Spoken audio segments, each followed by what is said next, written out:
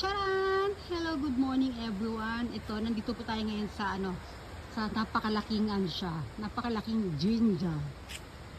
O, di ba? Malaking park. Ano to? Dali lang. Hindi ko na naman ang pangalan nito. Basta napakalaking niyang Jinja.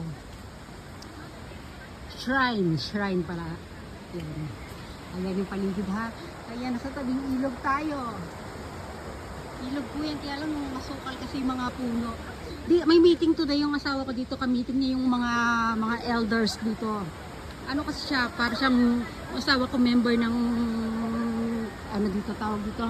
Basta meron silang grupo dito ng mga business Ayan. Basta about business, meron silang dito.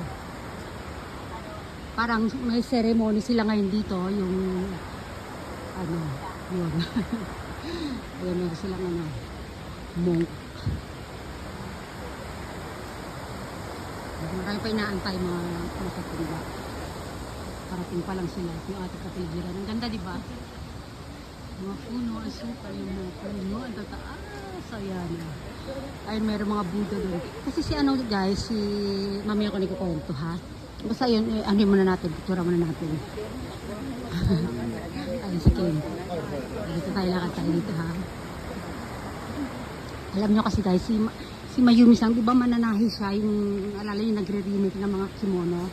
Ito sa napakalaking dito, napakalaking shrine dito na talagang sagradong lugar. Ito mayroong mga Buddha dito, yung mga yan ang daming mga Buddha. Kumbaga siya yung naatasan na na manahi ng mga damit ng mga Buddha niya. So, sobrang dami niya, 100 plus po yan guys. Andun hanggang doon sa kaduluduluhan, marami yan sila. Tahi ni ni Mayumi-san, di ba? Ngayon yung first day ng pagpapalit ng mga damit. Kaya parang pinaka welcome din yung bagong damit ng mga Buddha na yun. Ang ganda ng wow, di ba naririnig niya na yan, no? Oo, ang ganda ng lugar.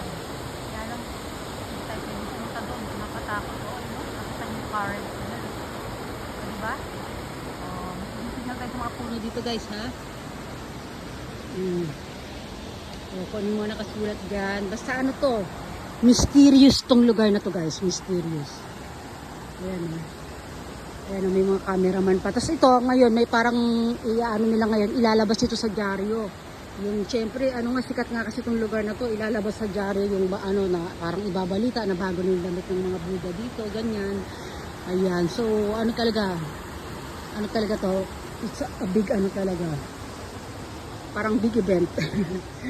Oo, big event talaga kasi nga diba, sikat nga yung lugar. Ayan din mga na yan, sikat yung mga Buddha na yan. Marami yan siya hanggang sa dulo.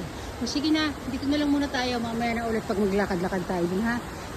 Bye everyone! Sige, silipin mo na yung ating dyan. Tubig, ayan Bye!